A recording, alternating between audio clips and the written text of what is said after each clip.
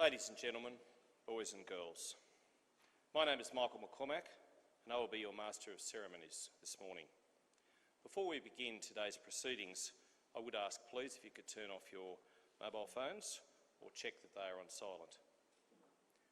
We are gathered here today to honour the memory of a great man, a great friend to us all, and for his incredible contribution not only locally, not only to New South Wales, his beloved state, but also to our nation.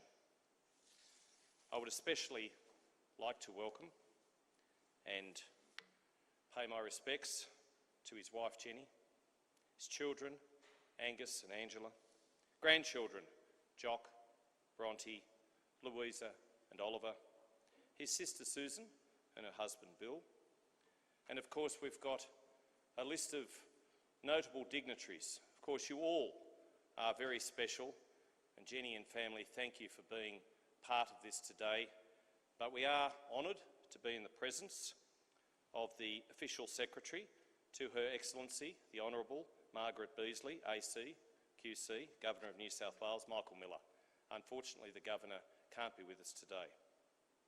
The Honourable Gladys Berejiklian, MP, Premier of New South Wales. The Honourable John Barilaro, MP, Deputy Premier, Minister for Regional New South Wales, Industry and Trade, and his wife Deanna. The Honourable Paul Toole, MP, Minister for Regional Transport and Roads. The Honourable Melinda Pavey, MP, Minister for Water, Property and Housing, and Mr Warren Pavey. The Member for Cootamundra, Mrs Steph Cook, MP. My wife Catherine. I'd also like to acknowledge members of the New South Wales Cabinet, state and federal parliamentarians, both past and present, and if I could just mention the former Deputy Prime Minister John Anderson, local council representatives, of whom there are many. I've seen Reg Kidd there this morning. I know also the Mayor of Cowra Shire Council, Councillor Bill West, is here as well. We welcome you all. It is a testament to Ian's many achievements that there are so many distinguished guests with us today and also watching via live stream. So many, in fact, that it's impossible to recognise you all individually. I hope you appreciate that. So I will welcome you all and say you are all friends, a very special part of the life of a very special person, one who we held so near and dear. I would now like to welcome Auntie Esther Cutmore, Wiradjuri Elder, to welcome us all to country.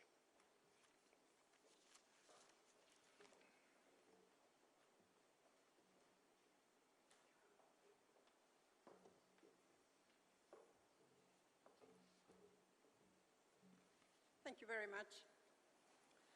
I'd like to welcome you all here today to Wiradjuri country. But let me first start by offering my condolences to Ian Armstrong's family. May you take your strength from each other and take comfort in knowing the many lives that Ian has touched. To our distinguished guests, I am honoured that you are here on my country. My name is Esther Cutmore. I am a proud Wiradjuri elder. I was born and raised on a Rambi mission here in Cowra. I grew up and was educated at Cowra Public School. Excuse me. My culture is at my core, and it is something I am very passionate about. I wish to ensure that future generations, both Indigenous and non-Indigenous, know our past. For the past 5 years, I have worked at Cowra Public School delivering the Wiradjuri language program.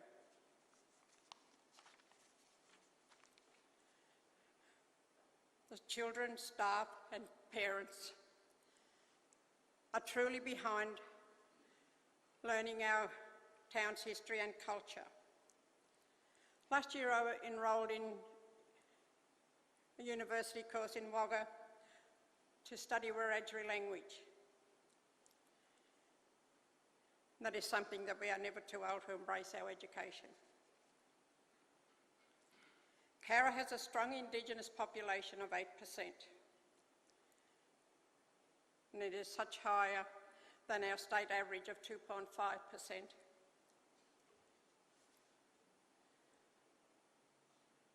Rather than dwell on the past, I personally always acknowledge it, but prefer for ways of reconciliation, closing the gap, and finding a way for our voices and concerns to be heard in a respectful way. Some of the history of Cowra, has seen me in positions in Aboriginal health communities, Cowra Local Aboriginal Land Council, Wiradjuri Drug and Alcohol Rehabilitation Centre, the Cowra Information and Neighbourhood Centre, and I am an active member of the Justice Reinvestment Research Program with the Australian National University. I would encourage you all, if time permits, to take in some of Cowra's beautiful sights. The beautiful Lachlan River, the artwork on the pylons over the traffic bridge of the river. And there's our Billy Goat Hill, where our beautiful lookout is, where you can see for miles around the Cowra area. And our incredible Japanese gardens and the prisoner of war camp. All these places contribute to Cowra's history. I will end with my official welcome to country. Yinagalangbu, Gibirangbu, Gwaim Banadu Ninyagir, Wiradjuri Gu, Narambangu, Wiradjuri Main Gadang, Nindugir Ninyane, Mandanguwu. I have read ladies and gentlemen also. I welcome you all to Wiradjuri country. The Wiradjuri people are happy that you two here have come. Thank you.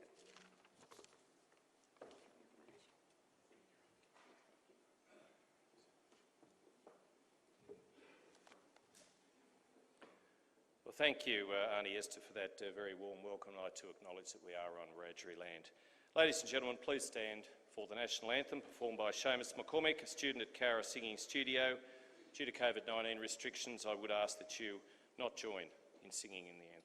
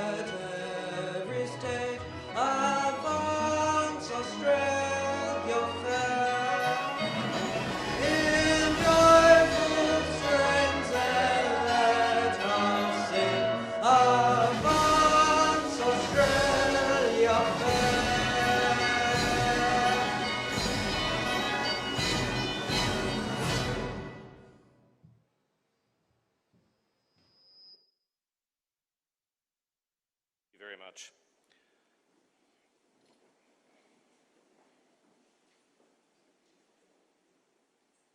I'd now like to invite Reverend Stephen Moore from Cowra Presbyterian Church to deliver the prayer.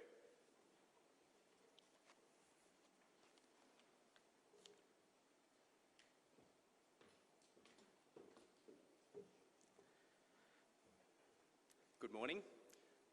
It was my privilege to be Ian's pastor for the last season of his life. Can I say on a personal note that when I first moved to Cowra, and didn't know a whole lot about country life. Ian in particular was a big encouragement to me each Sunday. He helped me a lot. I'm going to pray and thank God for his life. So let's pray. Our loving Father God, we thank you for this memorial service where we can gather together to celebrate and remember Ian Armstrong's life. We thank you for the many ways that you gifted him and the ways that he dedicated those gifts during his lifetime to serve the people of New South Wales and especially to serve our rural communities. Father, we thank you for his wife Jenny, who was by his side, helping him through all of his political life.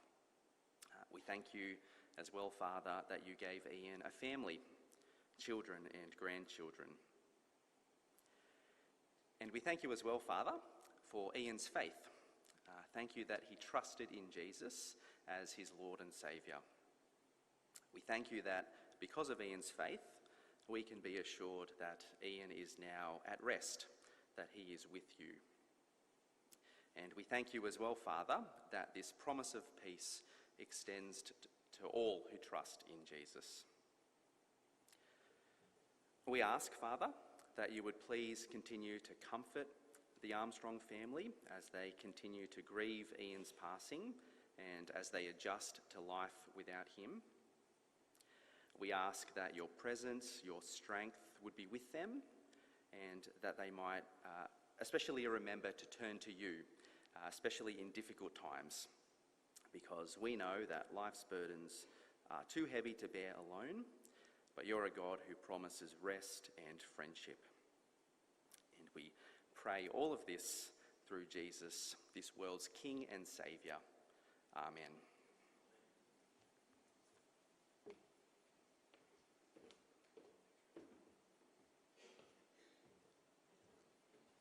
Thank you, Reverend. Faith was a very important part of Ian's life. I'd now like to invite Angela Sinclair, Ian's daughter, to the stage for the reading.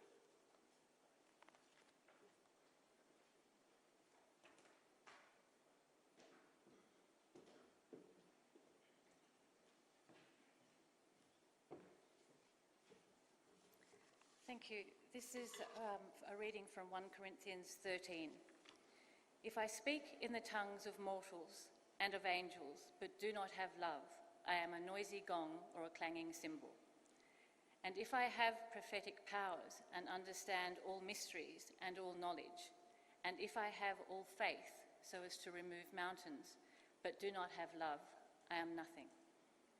If I give away all my possessions, and if I hand over my body so that I may boast, but do not have love, I gain nothing. Love is patient, love is kind, love is not envious or boastful or arrogant or rude. It does not insist on its own way. It is not irritable or resentful. It does not rejoice in wrongdoing, but rejoices in truth. It bears all things, believes all things, hopes all things, endures all things. Love never ends. But as for the prophecies, they will come to an end. As for tongues, they will cease. As for knowledge, it will come to an end. For we know only in part, and we prophesy only in part. But when the complete comes, the partial will come to an end. When I was a child, I spoke like a child. I thought like a child. I reasoned like a child. When I became an adult, I put an end to childish ways. For now we see in a mirror, dimly, but then we will see face to face. Now I know only in part, then I will know fully, even as I have been fully known. And now faith, hope, and love abide. These three, and the greatest of these is love. Thank you.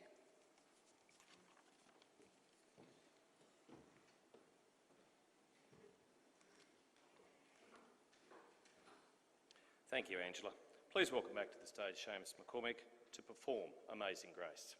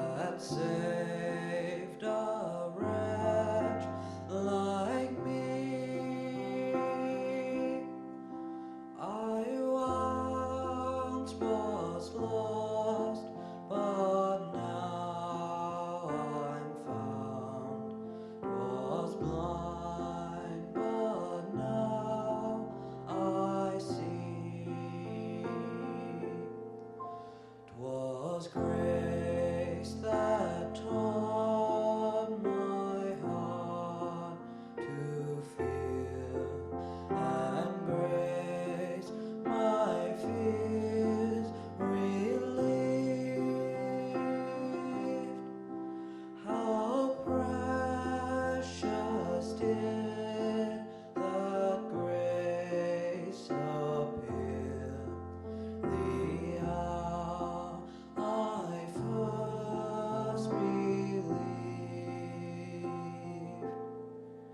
When we've been there 10,000 years, bright shining as the sun, we've no less days to sing God's praise than when we first begun.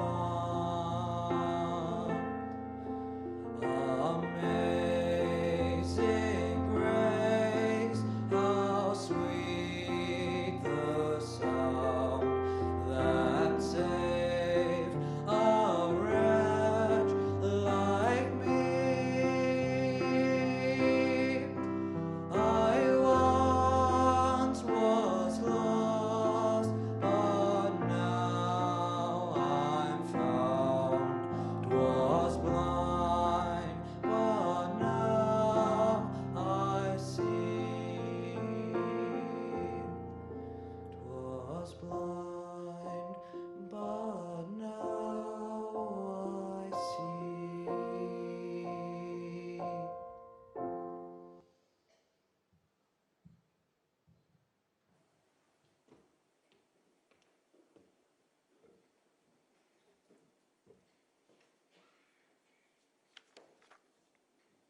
Seamus, that was just beautiful.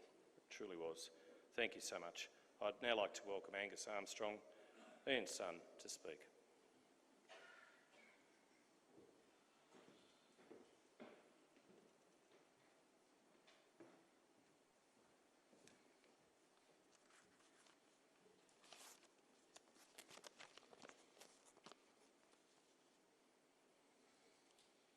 Our family would like to thank you all for coming today to celebrate Dad's life. We acknowledge the presence of Mr Michael Miller, Official Secretary representing the Governor, the Honourable Gladys Berejiklian, Premier of New South Wales, the Honourable Michael McCormack, Deputy Prime Minister, Federal Minister, Member for Riverina, and also representing the Prime Minister, New South Wales State Ministers, the Honourable John Barilaro, the Honourable Paul Toole, the Honourable Melinda Pavey, state and federal parliamentarians past and present, former ministerial colleagues, local council representatives, Masons from the Cowra Masonic Lodge, Seamus McCormack, who sang so beautifully, and also the school students from Cowra High School and St Raphael's Catholic School who have volunteered at today's service. Others distinguished guests, ladies and gentlemen, family and friends. We're also pleased that Dad's sister Sue Bladwell, husband Bill and the children Nicole and Kate and their family are here. Also Tom and James, son of Dad's late brother Tim Armstrong. Unfortunately, nephew Andrew Bladwell and grandson Oliver Sinclair live in Europe and are unable to be here today, but I think they're watching the live stream. We would like to thank the ministers of the Presbyterian Church and the Cowra congregation and the staff members and the leaders of Gunya House in Cowra and Dr Peter Davidson for their care and support of Dad over recent years. We've been extremely humbled and touched with the many kind words sent to us about Dad. A few comments repeated by many and proudly cherished by us. He was a man of his word. He was as good as his handshake. A true gentleman, a good bloke, a warrior for the bush. Dad was a hard-working, caring man who took and sought out opportunities and improvements for his family and community. Dad was born in Burrawa in 1937, the eldest son of Morton Armstrong and Doreen Armstrong, née Southwell. He grew up on the farm Talangi, about 10 kilometres north of Burrawa. The farm ran mainly stud and flock merinos with cropping and cattle. He attended Boorowa Primary School and rode his horse to the bus stop. His early senior schooling was via correspondence with Doreen as his tutor, after which he attended Newington College for his final years. After school, Dad went to work with his father on the farm, which grew in improvements and quality of stock, although, and apparently, there were days where the farm wasn't big enough for two strong-willed gentlemen. On the weekends, he was a keen polo cross horseman and would ride 15 to 20 kilometres with a few horses to local competitions. Ian met Jenny at a polo cross tournament at Yass Showground in 1958, and so the romance began with the love of his life. They were married in Yass in 1960, and then they moved to the farm called Doonside on the Cowra Road outside Boorowa. Dad was full of energy and threw himself into breeding Border Leicester sheep, Brahman cattle, stock horses and ponies. He travelled to local, regional and Sydney shows for many years. He obtained his stock and station agent's licence. In 1962, times were tough, and he took a job as a pastoral inspector in the Northern Territory, leaving Jenny to care for their first child, Angela. The Northern Territory carried fond memories of stock camps and outback life for Dad, and that would stay with him throughout his life. Dad returned to the farm and supplemented his income with wool classing in many sheds throughout New South Wales and Tasmania for many years. This always building his knowledge of regional Australia, wool and agriculture. He has always contributed to his community through show committees, sheep and cattle growers organisations and Cattlemen's Union, judging at the Royal Shows in Perth, Brisbane and Adelaide. His lifelong commitment to rural Australia is reflected as a life member of a number of organisations, including the Royal National Capital Agricultural Society, Boorowa Show, Cowra Show, Cootamundra Show Society, the National Party, and he's the founder of the Cowra Wine Show.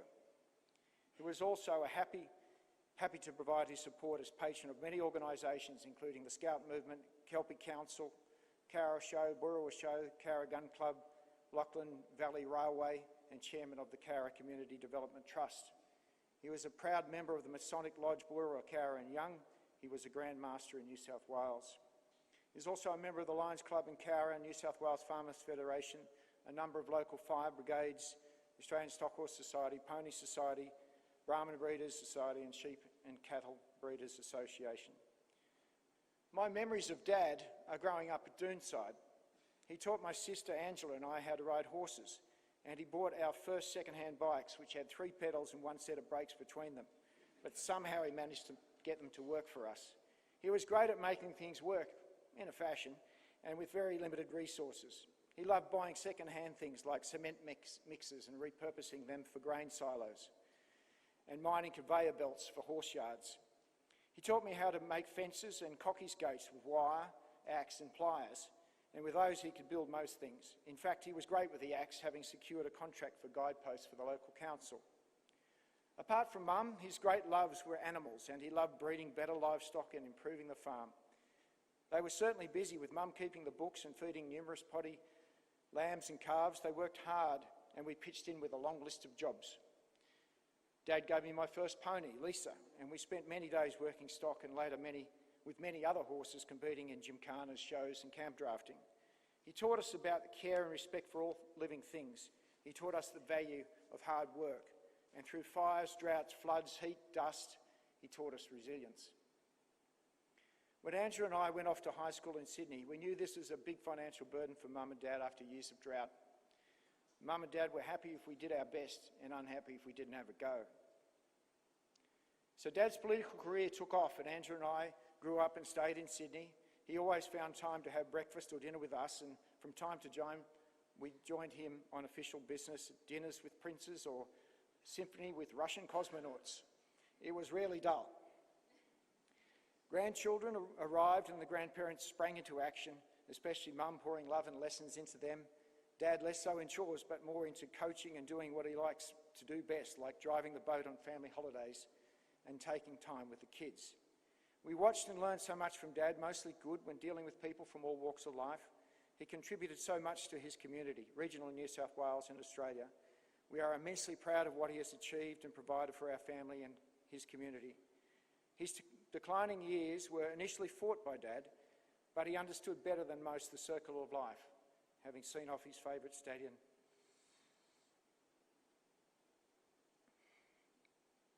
And sheepdogs. I get tremendous comfort thinking he will be with them in another place. He was a remarkable son, father, husband, grandfather and bloke. We miss you and love you, Dad. You will be forever in our thoughts. I would like to share with you a poem I wrote for Dad's 80th birthday. It's called A Bridge to the Bush. I like to call it something like Gumtree verse, because you're up close to a gum tree and you look up, it looks a little bit confused, but when you stand back, it looks bloody good. From early days, Ian grew up on a Spartan farm of just one paddock. But with sweat, toil and a bushman's eye for natural springs, the farm became balanced and productive with stock, horses, tools and many things. With a mix of bush logic and know-how, the land was crafted to be productive and forgiving. For in the design, the trees, creeks, birds and nature were ensured a place for all things living. The rhythms of the natural order brought regular rain, strong crops and livestock, but with fire and floods and storms around the corner, the resolve to protect and nurture was always in mind on top. With hard work and determination, with Jen, he cleared and cut guideposts for the Shire, and when times were tough with dust and drought and they were out of luck, he carted dung to Sydney in the old Bedford truck. Dad loved to show, it's in his blood, from Morton's sheep to Doreen's cakes. He couldn't buck his pedigree. So with sheep, cattle and horses to Sydney show, he displayed his talents and those of his hand-selected progeny. But the embers of ambition began to burn when the 70s drought, oil and wool shock sent many farmers to the wall. It was keep quiet or stand up, for their treatment left the country appalled. After a dry run in the seat of Hume, in Lachlan his campaign resumed with strong success. He set out to Macquarie Street for his next chapter, for better rights for country folk. He would settle for no less. In the bare pit, the raw farmer's talents were forged as he ascended the ladder to leader. He wasted no time but navigated the slime to deliver roads and projects like a true believer. With his new mantle, he was quick to dismantle the city slickers' disdain for the bush. He said quite plainly, agriculture belonged in the bush, so he relayed the department and gave the fat cats the push. On a dark night near Bynalong, he was honoured to carry the Melbourne Olympic torch with little time to rest. In one of life's full circles, his team later delivered the Sydney Olympics, still considered the best. His greatest supporter and love of his life is the consummate organiser, Jenny, world's best wife. She is the glue that holds our families together and patiently guides Ian through all kinds of weather. His favourite things are his tools of trade and right-hand talent, with Akubras, RMs, handmade stock whips and a new love for Lexus, ever so prevalent. His true loves are his working mates with strong bonds of respect and affection. From his beloved working ponies, horses, sheep and cattle dogs of Flicker and Mona, Sandy, Peter, Ring, Nipper, Angry Abby, Kid-Proof Winston, he remembers all with warm reflection. But to us, he is just Dad, who graduated from comb-over to follically challenged in a few short years. He managed to keep his timeless wardrobe right for all occasions, from town to beach, black tie or simply having a few beers. On family holidays at Hawke's Nest, he loved to lead. He designated himself as captain of boating. He taught the grandkids to ski through sharks and oyster leases and somehow kept them floating. His life has been an incredible journey for the once boundary rider and wool classer. He has travelled to every continent, met presidents, princes and prime ministers and left them all the wiser. For 28 years he travelled from farm to city along a winding road with wind, rain, fog and the odd kangaroo nearly landing. Looking back, he realised that in every trip he was building a shared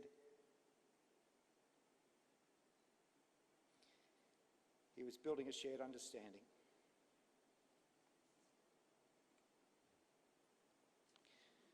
The country is now closer and better connected than ever. Through hard-earned investments, there are equal opportunities for all to be clever. He and Jen have raised and nurtured their kids to have lives that have taken them all around the world. They are so proud of their grandkids as their travels, studies and careers begin to unfurl. So after 65 years of working to reluctant retirement, we did ever so gently push. This allowed him reflection of a legacy of family, community and country, while building a lasting bridge to the bush. Love you, Dad.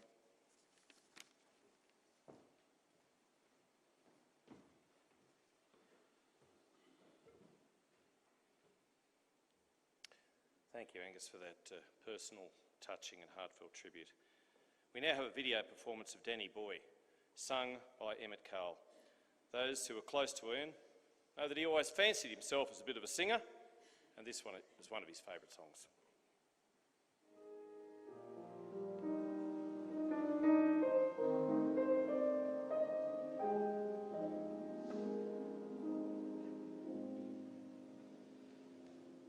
Oh, Danny boy, the pipes are calling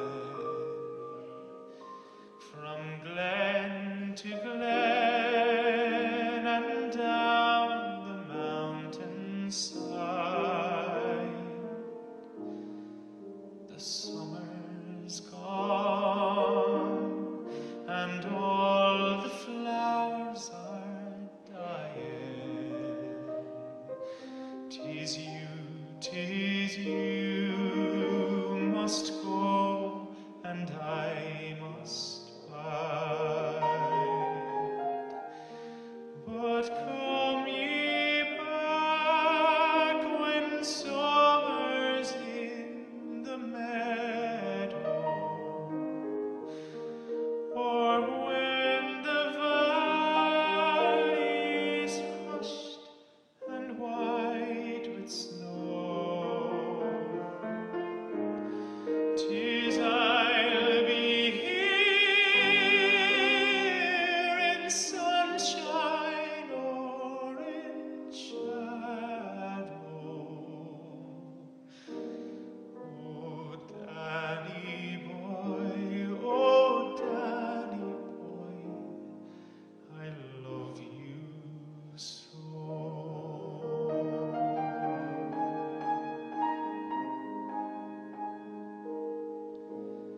And when you come and all the flowers are dying, and I am dead as dead I well may be, you'll come and find the place where I am lying, and kneel and say an Ave there for me. And I shall hear, though soft you tread above me, and o'er my grave will warmer, sweeter be. And you will bend and tell me that you love me, and I will sleep in peace until you come to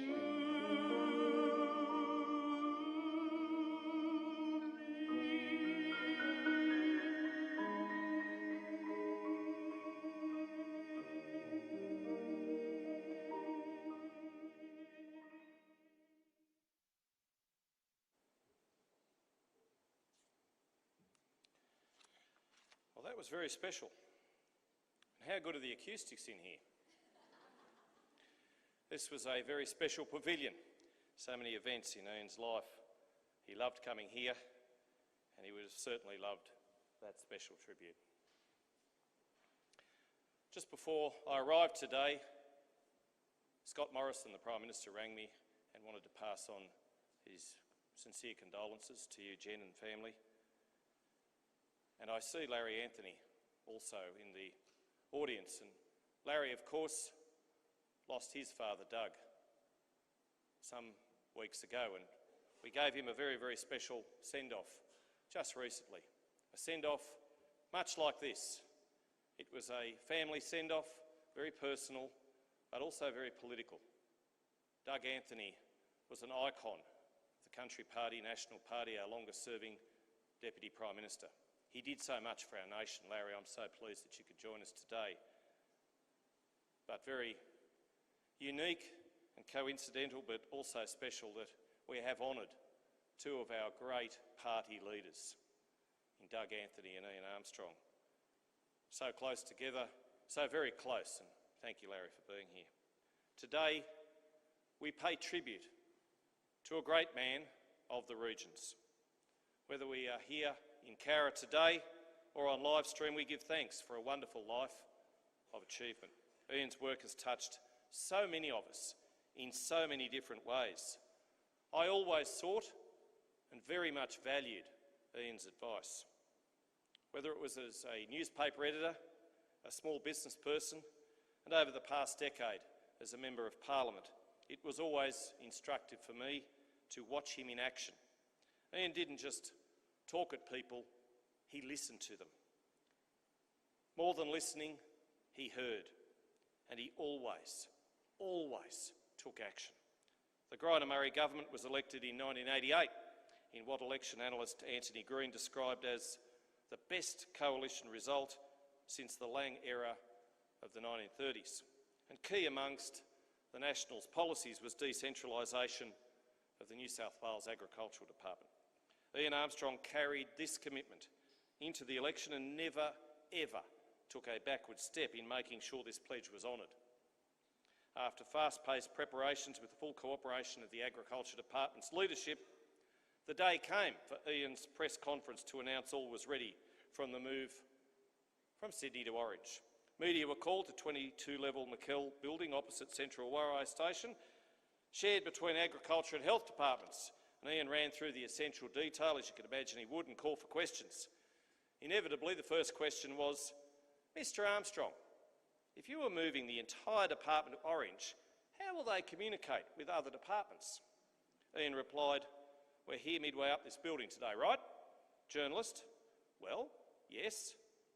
Minister, did you notice how slow the lifts were? Journalist, well, yes, Minister, it's terrible. They're clapped out. Minister, well, I can tell you it's so poor the department's officers fax each other between floors. And this was the start and the end of any questions about communication between departments. Ian made sure of that. I doubt this question would even be asked today in an era of COVID-induced telecommuting. In fact, better communication is one key reason why people are moving to the regions right now, along with quality education and health services and faster, safer transport. Thanks Liberals, thanks Nationals, thanks Ian Armstrong. There are towns and villages right across this state which can thank Ian Armstrong and his government for their reticulated water supply. It may not be the stuff of headlines in the cities, but reliable water is the lifeblood of communities with knock-on benefits from population growth to stronger real estate values. Ian Armstrong has left a profound legacy right across agriculture. Always one to take challenges and opportunities head-on, his early work with the Cattlemen's Union showed just this. Ian took a leading role in the reconfiguration of the dairy industry's marketing and structure. Something had to be done, and careful, step-by-step deregulation of the dairy industry across the 1980s, the late 1980s and early 90s required leadership and negotiation, not just with the industry but with other states and with national industry bodies. The actions by New South Wales set the pace for others. What's so important to note is Ian worked alongside, not against, the industry. They worked in harness for the common good. Farmers, processors, vendors, all were at the table. All worked together with some fine industry leadership, and the industry reform was delivered. This was typical Ian Armstrong, building links, bringing people with him and achieving the necessary reform. And, as Angus has just pointed out, his handshake was his bond. If he said it, he meant it. If he gave his word, it would happen. It wasn't just the people of Lachlan or New South Wales. Ian built friendships across and beyond Australia. he had the foresight to establish the AgCell unit within New South Wales Agriculture, dedicated to opening new export markets for quality New South Wales food and fibre. With AgCell, as with anything Ian Armstrong established, the focus was on outcomes, on delivery. It was good for the people. Come 1993, the late, great Wal Murray chose retirement, and Ian was part of a strong field offering to lead. He was enthusiastically supported and endorsed as party leader, not just in the party room, but by the people across this state. Deputy Premier and Nationals leader Armstrong made the most of his opportunities, not least as Public Works Minister, working alongside and with Premier John Fahey, overseeing construction of facilities for the 2000 Olympics, of which he was so proud. He was a great coalitionist, understanding the best achievements right across the state would come from working in a strong partnership with our Liberal Party friends.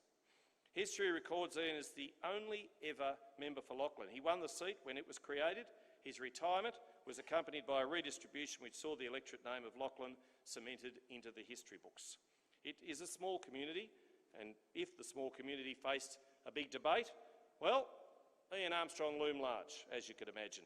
They would not be left to fight on their own. He was with them, he was behind them, he was in front of them, he was leading the way. Ian was a man of the people. No issue was too big or too small. A person's issue, whatever it may have been, was always the most important issue. He dealt with them alongside them. Today we honour our one and only member for Lachlan. There will never ever be another one quite like him. We honour a fine minister, a fine Deputy Premier, a fine Nationals leader. And today we say thank you to Ian's wonderful support base. To Jenny and family, we share in your loss, but importantly we acknowledge your integral part of Ian's delivery to the people of New South Wales and beyond. We say simply thank you. As we leave this place, look around. Look around. Look around Cowra. Look around wherever you go in New South Wales. Ian Armstrong's legacy is everywhere. And I'd now like to invite the Honourable Paul Toole, Minister for Regional Transport and Roads, to speak.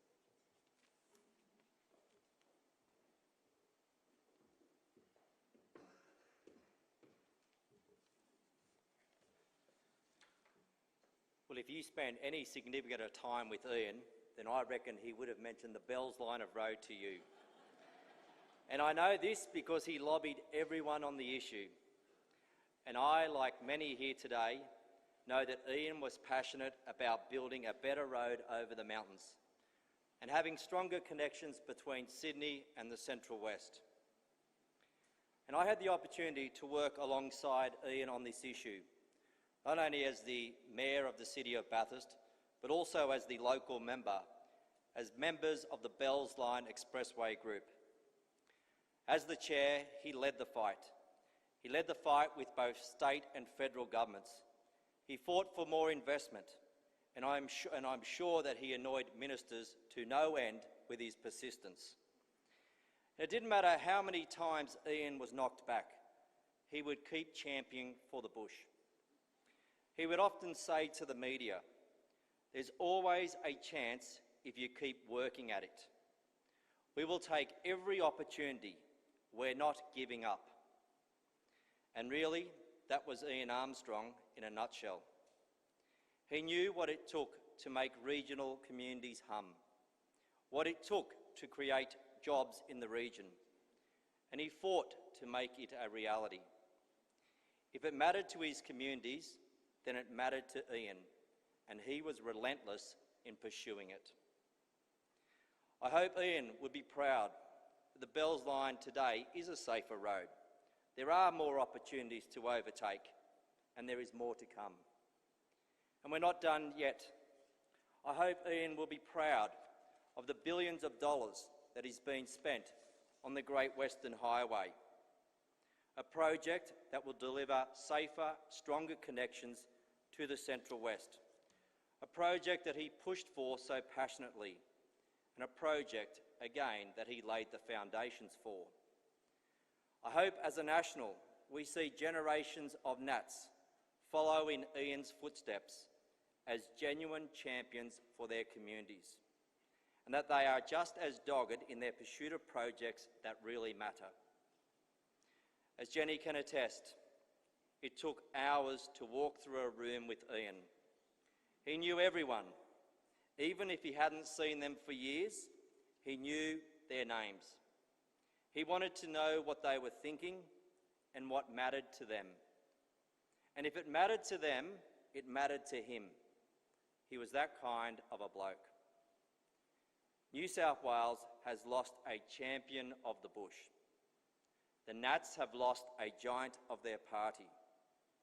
To Jenny, Angus and Angela, they have lost a much-loved husband and father. And I, like so many people in this room today, we have lost a friend and a trusting sounding board. He'll be greatly missed.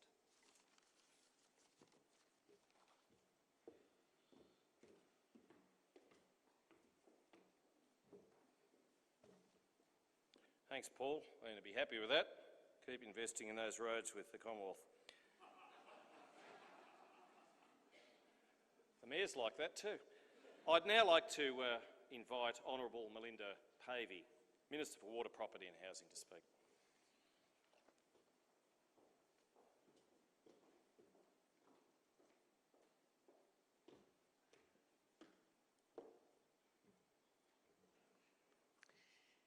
Ian Morton Armstrong, AM OBE, bush warrior, one tough cocky, the best man on the stump, and Angus, the bridge to the bush. For 25 years, he dedicated every day to fighting for the people of Lachlan in the New South Wales Parliament. That was the job he cherished the most. All the things he achieved was through that prism of loyalty to the people he loved and represented. We all talk of Ian cracking the whip. He was a mighty fine hand at it. But it was also a metaphor for his life and how he just got on with it. His Anglo-Celtic Scottish ancestors have farmed the Central West Plains for over 100 years. Ian had an energy, a sparkle, a drive that went well beyond farming. He thought big. He acted big. He loved people. He loved their stories.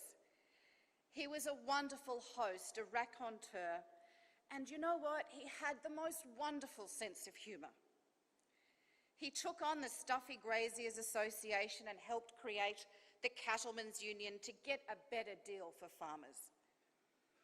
He was regarded as a bit of a firebrand when he arrived in Macquarie Street in 1981, but he soon made his mark. And when Leon Punch stood down 3 years later, Ian missed out on the top job by just one vote. But he became Wal Murray's loyal deputy through thick and thin over the next 9 years. And what a formidable team they were. After too many years in the wilderness, along with Liberal leader Nick Greiner, his deputy Peter Collins, who is with us today, they turned the state around and they cracked the whip. Within record time, as Michael McCormack has pointed out, he deregulated not only the dairy industry but the egg industry. He developed the Dutch auction system at the Sydney fish markets. And only someone that had showed their livestock at the Royal Sydney Easter Show for 40 years could have convinced that organisation to move from Centennial Park to Homebush. But his proudest legacy was moving the headquarters of the Agricultural Department to the central west of this state. After Cabinet one day, he was with the Director General, Kevin Sheridan, and they came up with the plan. And they went straight to the Premier with it. He agreed to it, and before they knew it, it was on. Ian, of course, wanted the move to come to Cowra. We know that. But the reality of the day is Orange is a much bigger city, and we've all enjoyed the benefits. When Wal stood down in May 1993, he repaid Ian's loyalty to him and supported him for leader. And he became Leader of the Nationals in New South Wales and Deputy Premier. And 2 years later, at the state election, the Nationals held every seat that we contested. But he never wasted, and I think that is his greatest regret in politics, is that the majority of the time he spent in the parliament was in opposition, and only 7 incredible years in government. But he never wasted an opportunity, and he had returned friendships from across the political divide. And thank you for being here today, Michael Veitch. Even Michael Knight would acknowledge that Ian didn't play to politics, he played the game and he played what was in the best interests of New South Wales. He was the quintessential National Party leader, in his heart and soul a farmer and a businessman. In his final speech to Parliament, he said, "I would like more achievers, more business people to come onto both sides of Parliament and to build the future, not just for the next election." Views shared and lived by our leader John Barilaro, and it's no coincidence that Ian's long-held dream of raising Wyangla Dam's wall to give towns and farmers greater water security was a commitment made by John at the state election. We know how delighted Ian would be today to see these record prices for sheep, for beef, for crops, and also our property and housing prices going in a way that we haven't seen with such strength for decades. As a true bushie, he also knew how important women were. He learnt at the knee of his beloved mother, Noreen, at Burrawa. She was often the sounding board of opinions and debate, fine-tuned across the kitchen table with her feisty and honest views. He knew women were the secret success behind many a successful farmer. He knew the farm was in good hands under Jenny's control, as ministerial duties took all his time. He was a true champion of women in our party. Thank you, Angela, Jenny and Noreen. Wendy Machin, the first Nationals female cabinet minister he appointed. He was an integral mentor and friend to Fiona Nash, Katrina Hodgkinson and Steph Cook. He employed the first female chief of staff for a leader of the National Party, Polly Bennett. And he insisted that I put my hand up for Parliament 18 years ago when I was 9 months pregnant. He created the Rural Women's Network, knowing that policies and ideas needed to include the views of women to help grow agriculture and success in the bush. It's wonderful to see his colleagues here today, colleagues that he worked for and with for many years. It's like old Bush Week, really. But I'm going to give the final words of my eulogy, and I thank you for the privilege, Jenny, to Banjo Patterson and Clancy of the Overflow, who we met down the Lachlan years ago.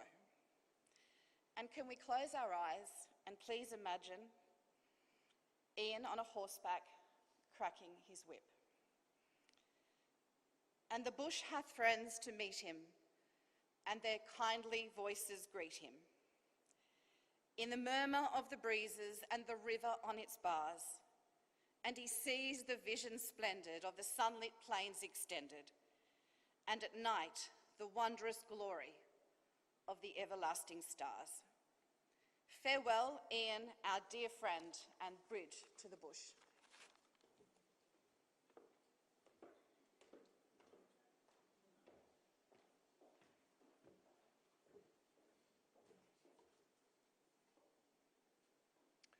That was lovely, thanks Mel. Now we have a performance by Louisa Sinclair, Ian's granddaughter, and Lucy MacDonald. They will be performing What a Wonderful World, another of Ian's favourite songs, so it is fittingly summed up his views on life. Please welcome them to the stage.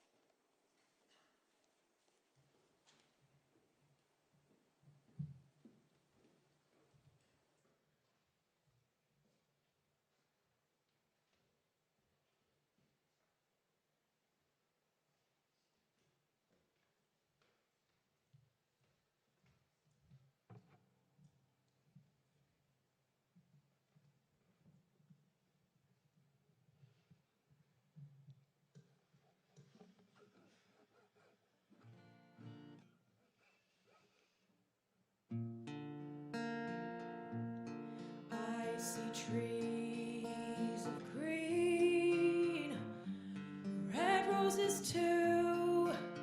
I see them bloom for me and you, and I think to myself, what a wonderful world. I see skies of blue, clouds of white, the bright blessed day, the dark sacred night, and I think to myself, what a wonderful world. The colors of the rainbow, so pretty in the sky, are also on the faces of people going by. I see friends shaking hands, saying, how do you do? They're really saying, I love you. I hear babies cry, and I watch them grow. They'll learn much more than I'll ever know. And I think to myself, what a wonderful world. Yes, I think to myself, what a wonderful world.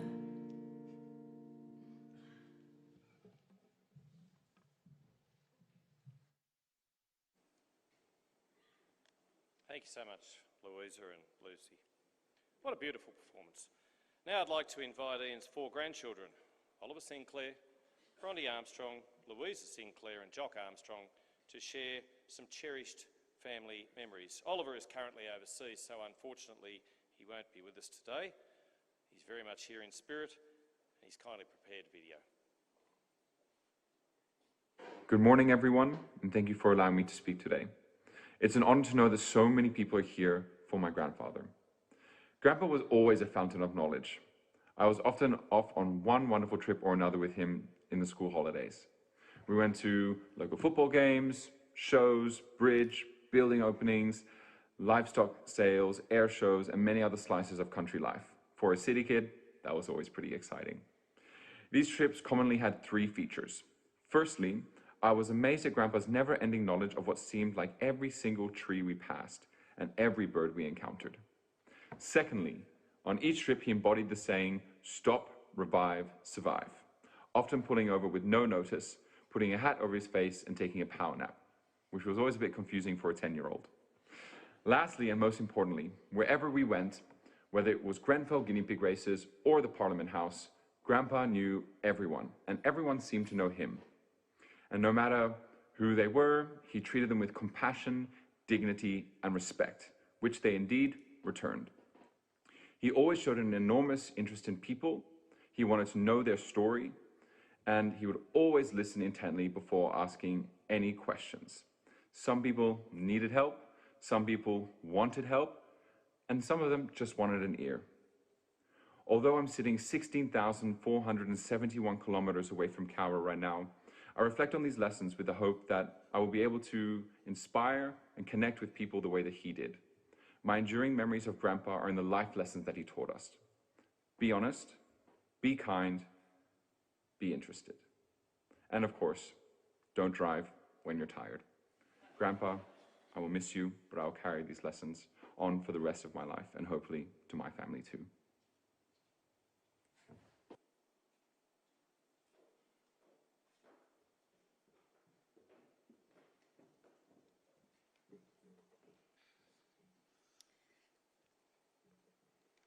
We were so lucky growing up and spending school holidays on the family farm. Learning life lessons in Grandpa's study was always a highlight. You must always remember to enunciate your words, he used to say, something I will try to do today.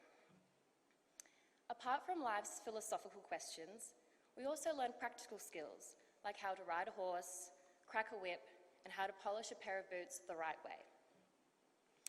The memories I treasure the most with Grandpa were often the more bizarre moments, like by how at the age of 12, I could proudly tell people I'd been to the guinea pig races, the camel races, the trots, the greyhounds, the Cowra races, and numerous country shows in lots of towns. He taught me how to hold a conversation, and I soon realised that whether it be about the weather, the rainfall, or the crops this season, the lesson was more about having an openness to communicate with people, a willingness to connect and share ideas with one another. The most treasured life lessons I learned from Grandpa were always inspired by a love of the land. Our shared passion for agriculture and the land has seen me through a university degree and now inspires my career to this day. It remains with me as a strong reminder and connection to him and his legacy, and I will always miss him. Thank you. My grandpa was a man who stood up for what he believed in and always pushed boundaries. This is an uncomfortable exercise in any walk of life, but I can confidently say he did it in his personal life and in his career. When the four of us were kids, we went to a town fair. We were each allowed to pick one memento, a food or a toy or something, but I decided that I wanted to go on the Thunderbolt ride, and I had to be accompanied by an adult. So even though he was nearing 70 at the time, he reluctantly came with me as the ride propelled us around in circles with amazing speed. Just as it stopped, my grandpa let out a huge sigh that was promptly followed by an announcement, "The Thunderbolt ride is now going backwards." I'm pretty sure he would have gone bungee jumping with me if I asked, because he always led by example. He did things that were uncomfortable, difficult, and near impossible, but he taught me that the best things in life come from doing the hard yards. And looking at everyone here today and seeing everything that he accomplished, I'm certain that it paid off.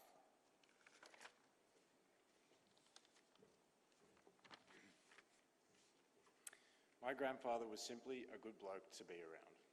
He taught me many things, mostly by watching and learning.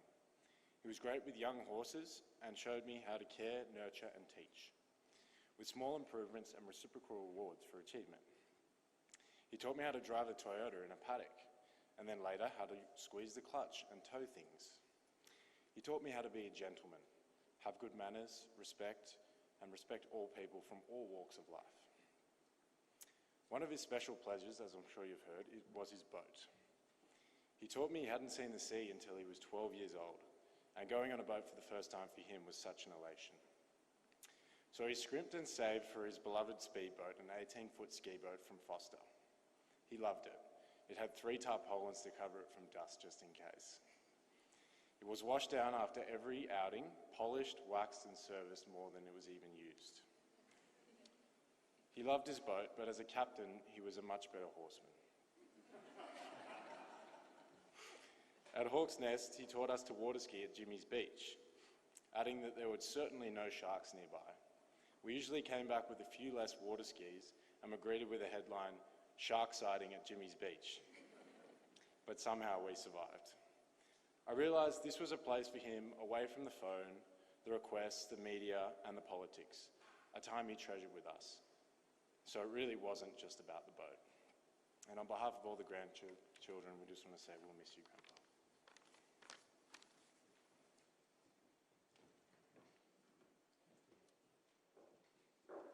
Thank you, Oliver, Bronte, Louisa and Jock.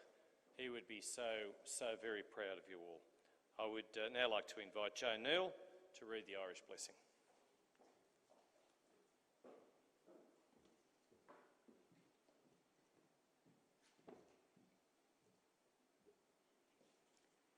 The Irish blessing was a favourite of Ian's, and many of you, I'm sure, would have heard him recite it.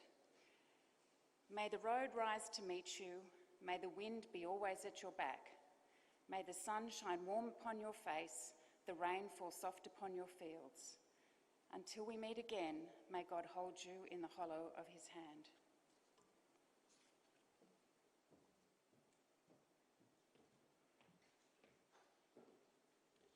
Thank you so much, Joan. That brings us to the conclusion of today's memorial service. As you know, Ian was a long-standing member of the New South Wales Masons. He was initiated into Lodge Borrower number 283 in September 1963, became the Master of his lodge in 1969 and was conferred Grand Lodge rank in 1998. I now invite the Masons present to form their guard of honour outside.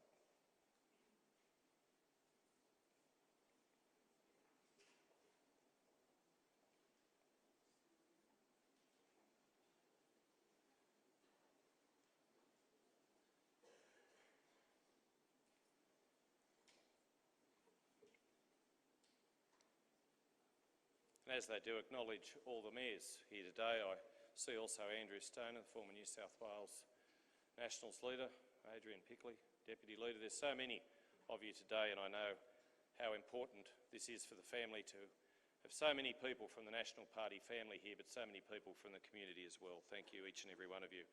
I invite everyone to please stand while Ian's family, followed by the official party, make their way out of the pavilion.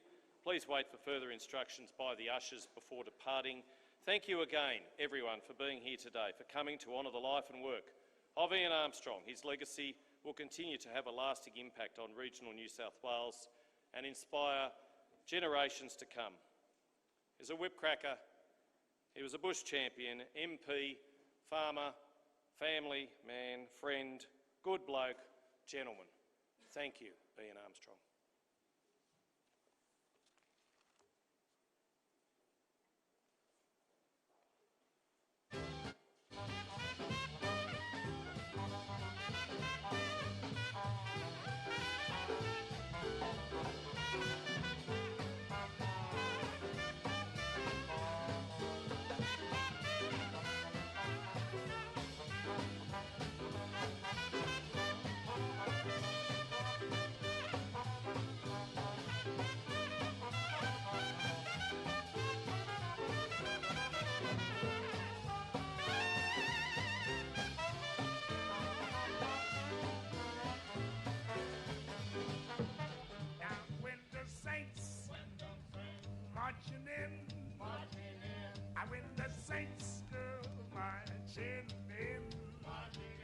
Yes, I want to be in that number when the saints go marching in. Now when the saints go marching by, yeah, by, I would like to hit the number. You can find a big on this clarinet and wailing.